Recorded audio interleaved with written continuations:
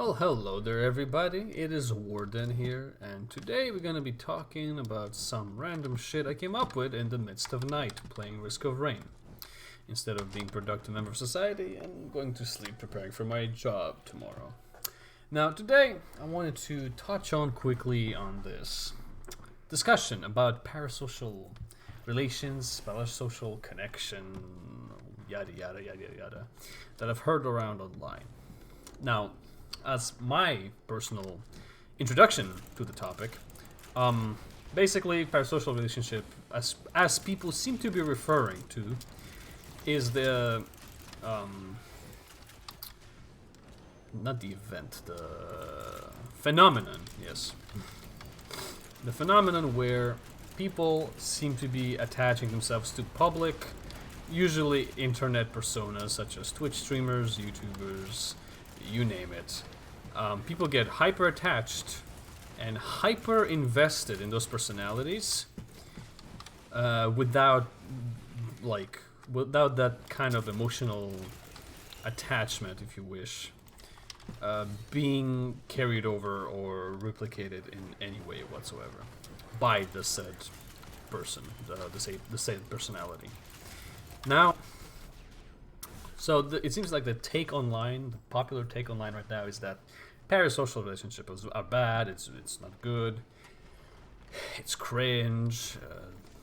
All this stuff, and I would like to kind of explore this in this quick rant and kind of try to figure where I stand, maybe in the process. I feel like I already know where I stand, but I want to see if I can like talk myself out of it, because it just so happens really like, when I talk about things I think about, I come up with better arguments against my own positions than otherwise. So, are parasocial relationships bad? Now, this question is kind of tricky because it seems to me, from what I've read, is that parasocial relationships are a part of a broad line of phenomena that are not necessarily bad.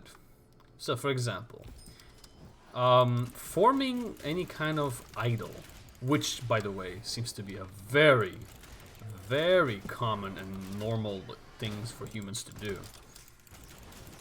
Like idolizing somebody and like seeing them as like these grand personalities. That seems to be a very normal person thing to do. You might do it with your own parents. You might do it with somebody you saw on TV, your favorite cartoon characters. It seems to be this kind of mechanism almost to learn for kids. Like we emulate things we deem, I wouldn't say respectable because that's kind of like a loaded word for something a child would understand, but there seems to be some kind of pre-built, or maybe not pre-built, but like some kind of understanding we have of like what is good and what seems to be bad, and we kind of emulate what we think at that moment is good and bad as children, and even as adults. That doesn't end really, at any certain age.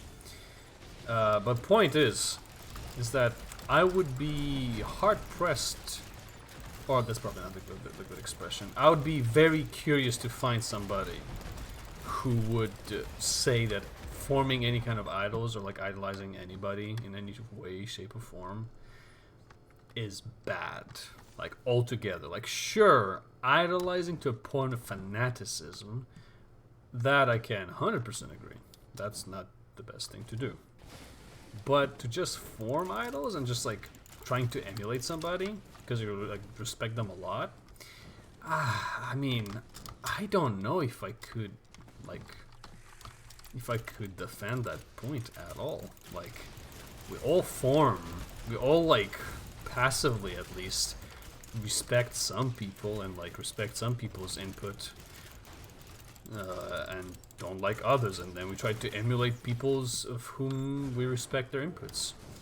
So like if you have like, I don't know, an uncle that always seems to be like making like a lot of sense in terms of like, I don't know, like something political you guys discuss, or like something like philosophical and whatnot, and you like kind of agree with them, and like you like what they say a lot, well, chances are you're probably gonna start emulating their positions and then maybe some character traits you like about them, because That's just kind of how it goes. And I don't see anything necessarily outright wrong with that at all. Like, it's fine from where I'm standing. Now, obviously, when it turns into a kind of obsession, now then we can start making those arguments of like, oh well, that's like parasocial relationships gone wrong. And it seems like most people think that like either parasocial relationship can only be bad because like the only time they got introduced to it is through this whole phenomenon of Twitch and people getting obsessed with like internet celebrities, or they think that on Twitch specifically, most, if not all, of these kind of interactions are probably not the best.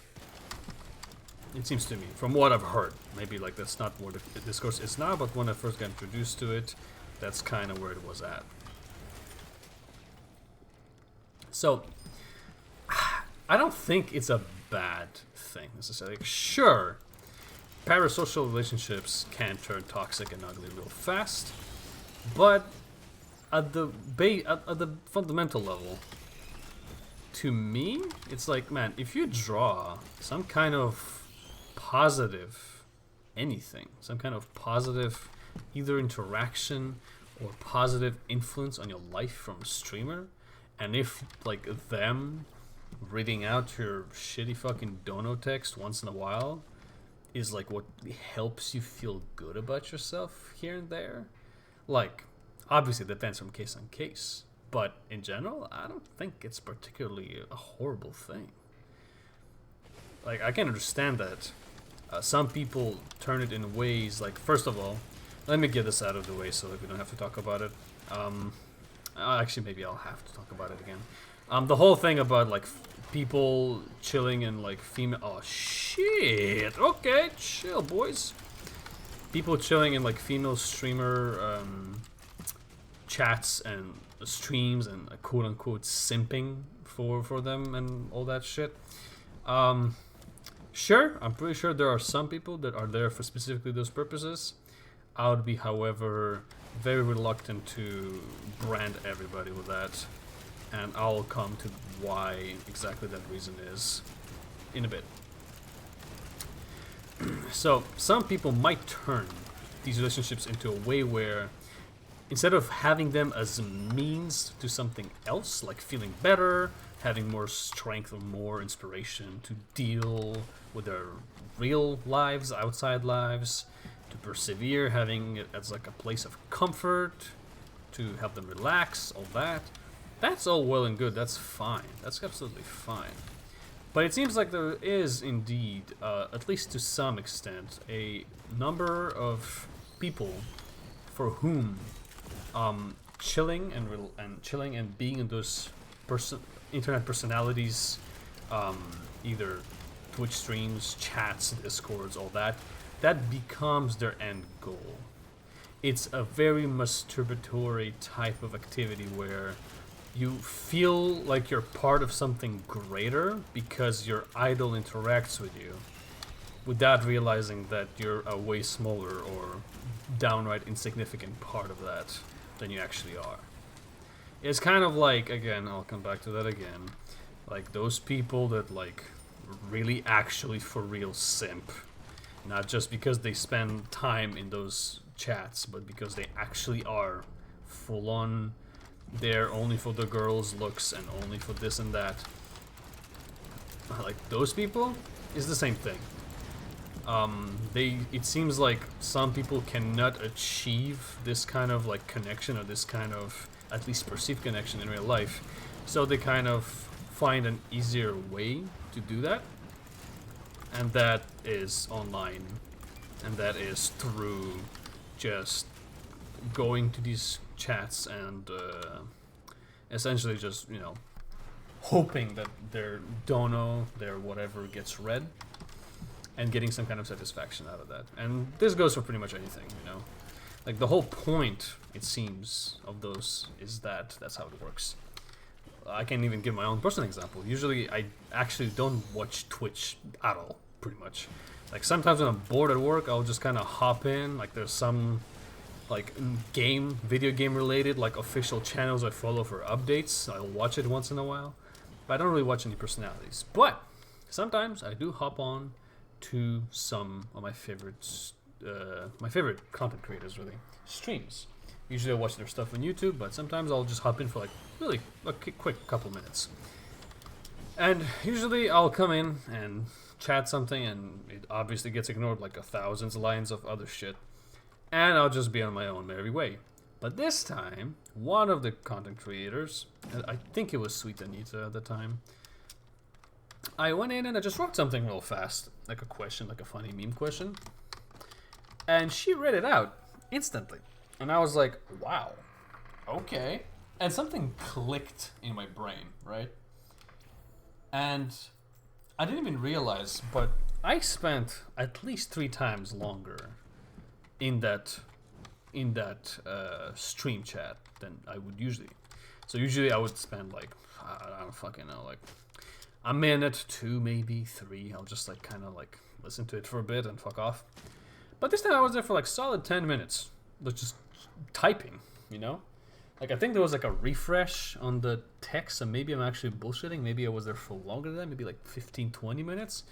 But I was there for way longer than usual, way longer. And I didn't even realize until after the fact, when I left and I carry on, and like at the end of my working day, I thought about it, I'm like, huh, interesting. And that's kind of just speaks to how, like, to what fundamental level of who we are this stuff speaks. It's not like a loser thing, like, oh, look at those fucking parasocial simping fucking addicts, whatever, they like spend time with these like fucking people, yada yada. That's like a very, and I gotta put emphasis on it, a very natural thing. And I'm no psychologist, but if I had to bet and if I had to guess, I would think that it has to do with just the fact that we like meeting new people. And this emulates that. Especially if it's very nice, very well presented, likable internet personalities. We just like having contact with nice people. Duh, who'd have fucking thought? And it is just the nature, whether it's honest and just kind of like the most likable and nice people kind of end up on the top of Twitch, or like people we at least perceive to be likable. Or, you know, obviously it might be just show business and basically it's all fucking faked and bullshit. But nonetheless, that's kind of like the economy we're dealing with here. It's just that we like meeting nice people, and if we perceive somebody to be a nice person and cool person to be with, well, we will want to obviously spend more time. And then obviously also as humans, we idolize really nice people we perceive to be cool and nice and hip and wise and whatever. And that's just like the rest kind of flows from there, right? So I wouldn't call people who like get stuck in that loop like any kind of like, I don't know, loser or any kind of like that, because truth to be told, if I was just a bit more tech savvy and like continued with all this stuff, chances I could have ended up like that too. But I would still hold the position that like I would still urge people to keep that in mind and keep track of that, and realizing that yes, while, you know, their favorite content creator is cool and nice and whatever, I have nothing against them, they do what they do, but you have to understand that on the grand scheme of things, like, if you are one of those who like gets super invested into the lives, like the everyday lives of their favorite Twitch streamer, like in every fucking thing they do, that you are a like a parcel, and like chances are they don't care. Like, they might be great people, they might be nice people, but at the end of the day, it's business for them, and you're a customer to some extent. Like, no matter how nice they are, it is important. But then again, my point, to restate my point from the beginning, is I don't think that having this kind of like dynamic where you have this person that's like basically a celebrity interact with the fans directly is necessarily bad, because it seems like having this adoration and having people you look up to in such ways is already pretty much kind of part of the course for a human, because that's just how we seem to be operating. And yeah, because I've seen a lot of like very like negative talk about this, and I just couldn't be. I just didn't feel like it was like representative really of what actually is going on. Because for every, I feel like, oh man, I feel like a big also part that plays into that. I'm actually gonna play a bit of a devil's advocate here. Like, sure, it feels like, and maybe it is right, but I wouldn't know because I don't have any kind of stats or numbers in this. But sure, it does seem to feel like there's more people kind of abusing that relationship in a way where like they seem to be like attaching themselves really closely to these personalities to like gain some kind of like almost like purpose. Like their purpose becomes that person they adore, which is pretty fucked, but I mean, it's not new. Fanaticism has always been a thing as far as I recall. But why it seems to be happening a lot on these digital platforms seems to be with just how, I wouldn't say screwed necessarily, because I don't think the world is getting that much more screwed. Like when you put like all things compared, when you compare all things together, like we're doing pretty okay. Like sure, there is, you know, existential